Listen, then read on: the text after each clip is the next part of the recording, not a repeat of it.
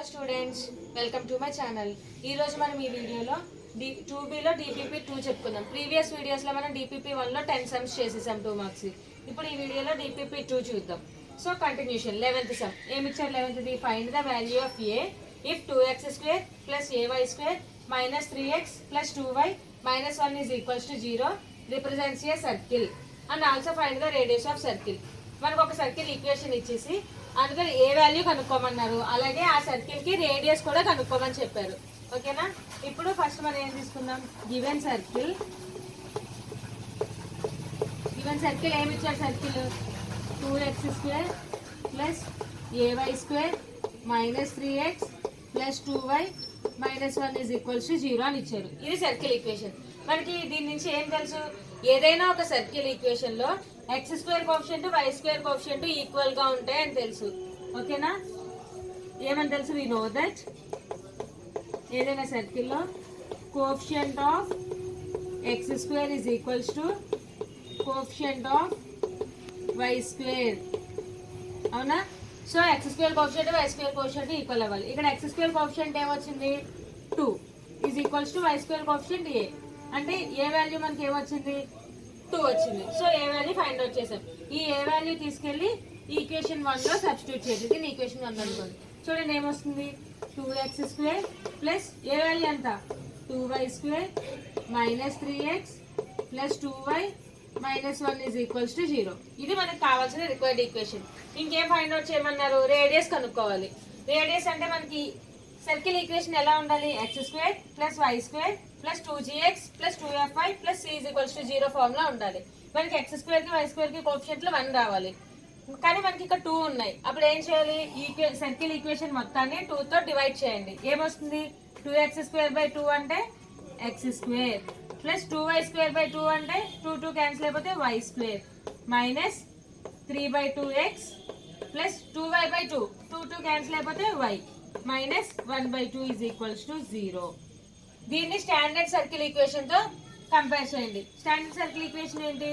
x² plus y² plus 2gx plus 2fy plus c is equals to 0. దీంతో compare చేయండి. So మనకి దీని నుంచి ఏమొస్తాయి? 2g ఈజ్ ఈక్వల్స్ టు అంటే x కోఎఫిషియంట్ తీసుకోవాలి, అంటే మైనస్ 3/2 అవుతుంది. ఓకేనా? అప్పుడు g ఈజ్ ఈక్వల్స్ టు ఏమవుతుంది? మైనస్ 3/4. అంతే కదా? Next 2f is equals to 2f అంటే ఏంటి? y కోఎఫిషియంట్లు తీసుకోవాలి. ఇక్కడ ఏం లేదు, y కోఎఫిషియంట్ ఏం లేకపోతే ఏమిటి? 1. అంటే f ఈజ్ ఈక్వల్స్ టు 1/2. అంటే c వాల్యూ ఏంటి? మైనస్ 1/2. మనకి g f c వాల్యూస్ వచ్చాయి కదా. మనం ఏం ఫైండ్ అవుట్ చేయమన్నారు? రేడియస్ ఫైండ్ అవుట్ చేయమన్నారు. సో రేడియస్ కి ఫార్ములా ఏంటి? Radius is equals to square root of g² plus f² minus c. అంతేనా? మనకి g వాల్యూ తెలుసు, f వాల్యూ తెలుసు, c వాల్యూ తెలుసు. సబ్స్టిట్యూట్ చేయండి. g వాల్యూ ఏంటి? Minus 3/4 minus 3/4 whole square plus f అంటే 1/2 అంటే 1/2 హోల్ స్క్వేర్ మైనస్ c అంటే minus 1/2 minus of minus 1/2 square root of. ఓకేనా? ఇప్పుడు మైనస్ 3 హోల్ స్క్వేర్ అంటే 9/4 స్క్వేర్ అంటే 16 ప్లస్ 1 స్క్వేర్ అంటే 1/2 square 4 minus of minus plus 1/2 square root. Next square root of 16 కి 4 కి 2 కి ఎల్సిఎం ఏంటి? 16 అవుతుంది. 16 టేబుల్ లో 16 1 టైమ్స్ 1 into 9 9 ప్లస్ 4 టేబుల్ లో 16 4 టైమ్స్ 4 into 1 4 ప్లస్ 2 టేబుల్ లో 16 8 టైమ్స్ క్యాన్సిల్ అవుతుంది. 8 1s are 8. ఇప్పుడు చూడండి square root of 9 plus 4 plus 8 ఎంత? 21/16. అంతేనా? దీన్ని ఏమని రాయొచ్చు? √21/√16 అంటే 4 కదా. సో ఇది రేడియస్ √21/4. ఓకే.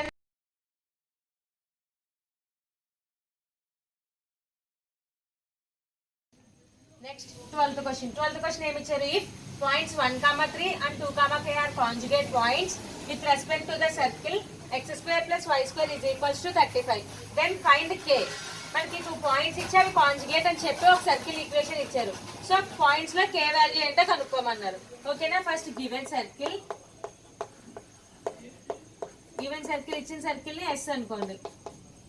ఏంటి x square plus y square minus 35 is equals to 0. ఓకేనా? పాయింట్స్ ఏమి ఇచ్చారు?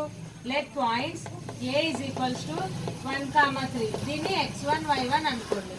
Next point B is equals to 2, k. దీన్ని x2 y2 అనుకోండి. ఈ 2 పాయింట్స్ మనకి కాంజుగేట్ పాయింట్స్ అని ఇచ్చారు. అవునా? మనకి క్వశ్చన్ లో ఇచ్చేసారు 2 పాయింట్స్ ఆర్ కాంజుగేట్ అన్నారు. సో మనకి ఇక్కడ ఏం తెలుసు? కాంజుగేట్ ఒక 2 పాయింట్స్ ఇచ్చి కాంజుగేట్ అన్నారంటే దాని కండిషన్ ఏంటి? 2 పాయింట్స్ ఇచ్చి కాంజుగేట్ అని చెప్పారు. అప్పుడు దాని కండిషన్ ఏంటి? S12 is equals to 0. అంటే దట్ ఈస్ ఫార్ములా ఏంటి? x1 x2 plus y1 y2 plus g into x1 plus x2 plus f into y1 plus y2 plus c is equals to 0. ఇవే కదా? ఈ ఫార్ములాలో వేస్తే మనకి k వాల్యూ వస్తుంది. మనకి x1 y1 x2 y2 points తెలుసు. ఇంకా మనకి ఏం తెలియాలి? g వాల్యూ f వాల్యూ తెలియాలి. ఇచ్చిన సర్కిల్ ఈక్వేషన్ ని 1 అనుకోండి. ఇచ్చిన సర్కిల్ ఈక్వేషన్ ని స్టాండర్డ్ సర్కిల్ ఈక్వేషన్ ఏంటి? x square plus y square plus 2gx plus 2fy plus c is equals to 0. దాంతో కంపేర్ చేయండి. అప్పుడు ఏమొస్తుంది? 2g is equals to x కోఎఫిషియంట్లు రాసుకోవాలి. ఎక్స్ కోఎఫిషియంట్లు ఏం లేవు కాబట్టి 0. అంటే that implies g is equals to 0 అవుతుంది. Next 2f is equals to y కోఎఫిషియంట్లు కూడా ఏం లేవు కాబట్టి 0. అంటే f is equals to 0.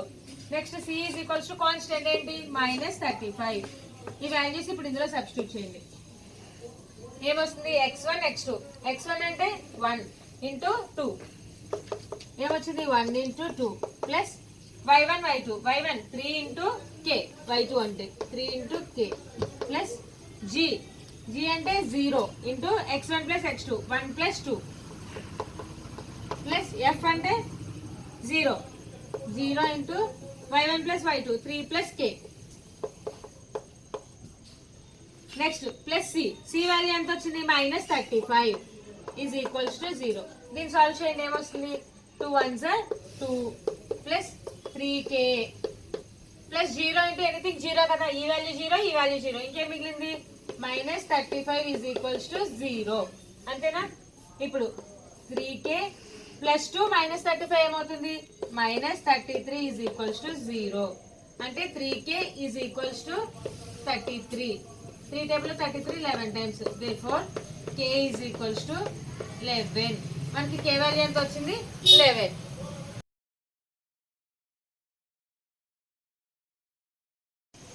Next 13th some ఏంటి? Find the angle between the circles x square plus y square minus 12x minus 6y plus 41 is equals to 0 and x square plus y square plus 4x plus 6y minus 59 is equals to 0. 2 circles ఇచ్చి ఆ circles యొక్క angle ఏంటి అని అడుగుతున్నారు. So first ఏమి ఇచ్చారు? Given circles ఏమి ఇచ్చారు? x square plus y square minus 12x minus 6y plus 41 is equals to 0. Next circle x square plus y square plus 4x plus 6y minus 59 is equals to 0. ఇది first circle, ఇది second circle. దీని నుంచి standard form of the circle ఏంటి? x square plus y square plus 2gx plus 2fy plus c is equals to 0 కదా? దాని నుంచి మనం g dash values find out చేద్దాం. ఫస్ట్ సర్కిల్ నుంచి g f c వాల్యూస్ వస్తాయి. ఏమొస్తుంది? 2g is equals to X coefficient ఏంటి? -12. అంటే ఇది 6 times. That implies g is equals to ఎంత? 6. g వాల్యూ 6 వచ్చింది. Next 2f is equals to y coefficient -6. ఇది 3 టైమ్స్ క్యాన్సిల్ అవుతుంది. అంటే f ఈజ్ ఈక్వల్స్ టు -3. ఇది -6 g value -6. Next c is equals to constant ఏంటి? ఫస్ట్ సర్కిల్ లో 41. ఇది c value. ఓకేనా? అలాగే సెకండ్ సర్కిల్ నుంచి g dash f dash c dash అంటే 2g dash is equals to X coefficient 4. ఇది 2 times cancel అవుతుంది. అంటే g dash is equals to 2 వచ్చింది వాల్యూ మనకి. Next 2f dash is equals to y coefficient 6 3 times. f dash is equals to 3 వచ్చింది.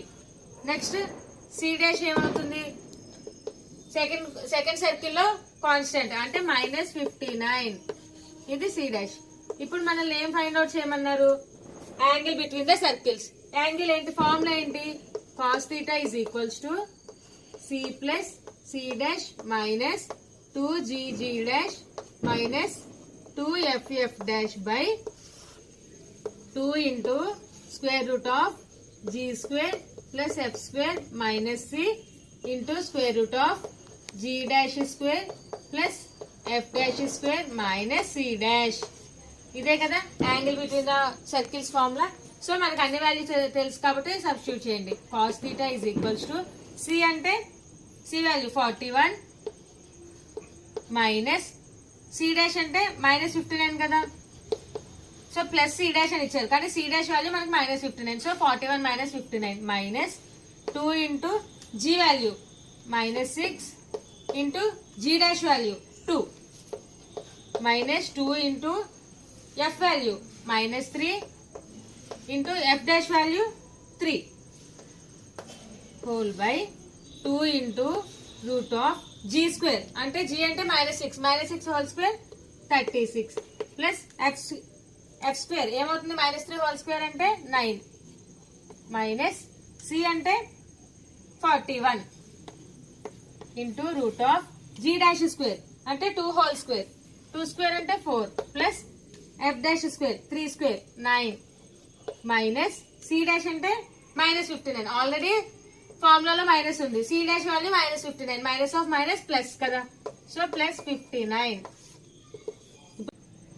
Next cos theta is equals to 41 minus 59 ఎంత minus 18 minus of minus plus 2 6 12 12 2 24 minus of minus plus 2 3 6 6 3 18 ఇదేనా by 2 into root of 36 plus 9 minus 41 అంటే 45 minus 41 అంటే 4 root of 9 plus 4 plus 59 ఎంత వస్తుంది route 72 ఇదేనా వచ్చింది. So plus 18 minus 18 cancel. ఇంకేం మిగిలింది cos theta is equals to 24 by 2 into root 4 అంటే 2 అని రాయొచ్చు కదా 2 ఇంటూ రూట్ 72 ఓకేనా. 2 2 4 4 టైమ్లో 24 ఎన్ times 6 times that is implies cos theta is equals to 6 by root 72 అదేనా. మనకి యాంగిల్ కావాలి కాబట్టి theta is equals to cos inverse of 6 by root 72 వచ్చిందా యాంగిల్.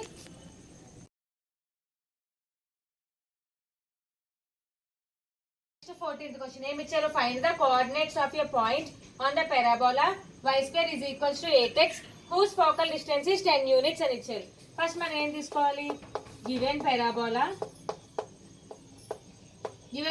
ఏమి ఇచ్చారు y square is equals to 8x ఇచ్చారు. కంపేర్ విత్ ఇచ్చిన పారాబోలాని దేంతో కంపేర్ చేస్తాం స్టాండర్డ్ ఫార్మ్ ఆఫ్ పారాబోలాతో కంపేర్ చేయండి. స్టాండర్డ్ ఫార్మ్ ఏంటి y square is equals to 4ax అంటే 4a is equals to x coefficient 8 2 times అంటే ఏ వాల్యూ ఎంత వచ్చింది 2 వచ్చింది ఓకేనా. ఇప్పుడు let the point x1, y1 be let x1, y1 be a point. అప్పుడు ఏమవుతుంది y1 square is equals to 8x1 అవుతుంది అంతే కదా. అండ్ వీ నో దట్ ఏం తెలుసు focal distance of point x1, y1 is ఒక పాయింట్ ఇచ్చి ఫోకల్ డిస్టెన్స్ అంటే మనకి ఏం తెలుసు mode of x1 plus a అని తెలుసు అంతే కదా. సో కానీ మనకి ఏమి ఇచ్చారు ఫోకల్ డిస్టెన్స్ 10 యూనిట్స్ అని ఇచ్చేసారు. దాన్ని బట్టి ఏమవుతుంది mod x1 plus a is equals to 10 అంతేనా. Next x1 plus a is equals to plus or minus 10 అవుతుంది అంతేనా. ఇప్పుడు ఫస్ట్ ప్లస్ 10 తీసుకోండి. If x1 plus a is equals to 10 అప్పుడు ఏమవుతుంది x1 plus a వాల్యూ ఏమొచ్చింది మనకి 2 is equals to 10 x1 plus 2 is equals to 10 అంటే x1 is equals to 10 minus 2 అంటే 8 వస్తుంది ఓకేనా. x1 అనేది మనకి 8 వచ్చింది. ఈ x1 ని తీసుకెళ్ళి ఈ ఈక్వేషన్ లో పెట్టండి. ఈ ఈక్వేషన్ లో అప్పుడు ఏమొస్తుంది y1 square is equals to 8 into x1 అంటే 8 that implies y1 square is equals to 8 8 is 64 అంతేనా. అప్పుడు that implies y1 is equals to plus or minus 8 అవుతుంది వచ్చిందా. x1 8 అని తీసుకుంటే y1 ఏమొచ్చింది ప్లస్ ఆర్ మైనస్ 8 వచ్చింది. సో ఇప్పుడు నెక్స్ట్ కండిషన్ ఏంటి if x1 plus A is equals to -10 అని తీసుకుందాం. ఇందాక +10 తీసుకున్నాం, ఇప్పుడు -10. అప్పుడు ఏమొస్తుంది x1 ప్లస్ ఏ వాల్యూ ఎంత 2 ఈజ్ ఈక్వల్స్ టు -10.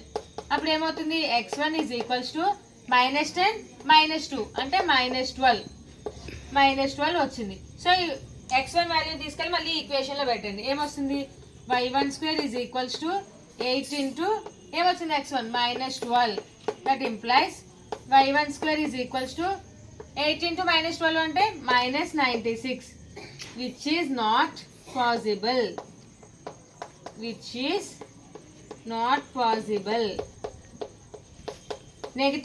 నెగిటివ్ వచ్చినప్పుడు it is not possible. So మనకి x1 ఏమొచ్చింది -12 వచ్చినప్పుడు y1 కూడా మైనస్. సో x1 y1 పాయింట్స్ అనేవి నెగిటివ్ లో వచ్చాయి కాబట్టి this is not possible. So మనకి ఇంకా మిగిలిన ఏం తీసుకుంటాం x1 8 y1 +or-8. సో అదే కాబట్టి therefore hence required point is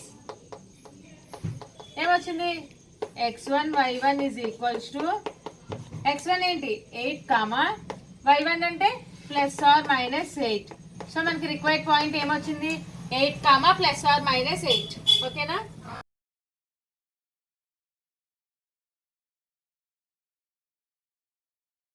next 15th question ఏమి ఇచ్చారు. If the eccentricity of a hyperbola is 5/4 then find the eccentricity of its conjugate hyperbola అని ఇచ్చారు. సో గివెన్ ఏమి ఇచ్చారు eccentricity of hyperbola is equal to 5/4 అని ఇచ్చారు. అంతేనా? దీనికి కాంజుగేట్ హైపర్బోలా యొక్క ఎసెంట్రిసిటీ కనుక్కోమన్నారు. Let the eccentricity of conjugate hyperbola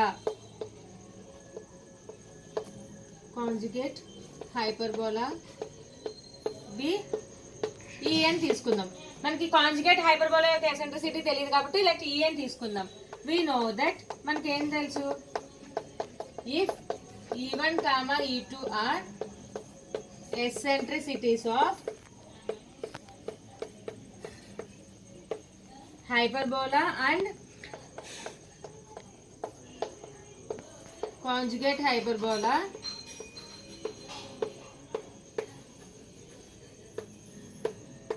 then మనకి e1 e2 అనేవి ఎసెంట్రిసిటీస్ ఆఫ్ ఒకటి హైపర్బోలాకి ఒకటి కాంజుగేట్ హైపర్బోలాకి ఎసెంట్రిసిటీస్ అనుకుంటే కండిషన్ ఏంటి 1/e1² plus 1/e2² is equals to 1. అంతే కదా?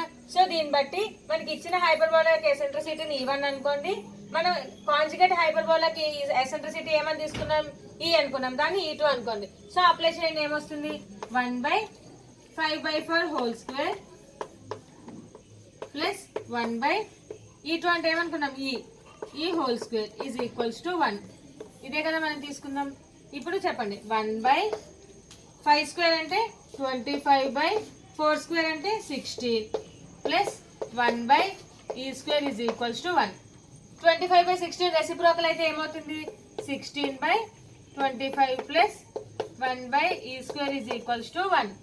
అప్పుడు 1/e² ఈజ్ ఈక్వల్స్ టు 1 - 16/25. అంతేనా?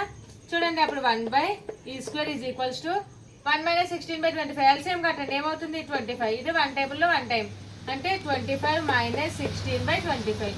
That implies 1/e² is equals to ఏమొస్తుంది 25 లోంచి 16 తీసేస్తే 9/25. 1/e² అనేది 9/25 వచ్చింది. అప్పుడు e² ఏమవుతుంది రెసిప్రోకల్ కదా. సో 25/9.